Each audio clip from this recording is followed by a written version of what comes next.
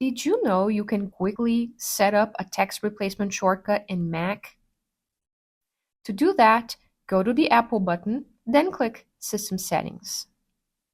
Then type in Text Replacements. If you ever saved them before, they will appear here, but if not, click plus.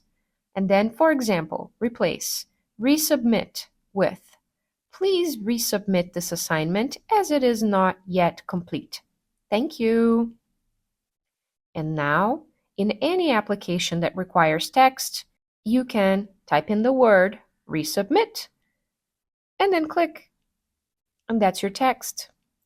The same is true for your mobile if you use an iPhone. For example, you might want to save an address or even a sentence in Romanian if you're like me and you still haven't learned and you want to communicate with a taxi driver. Have a great day and see you around.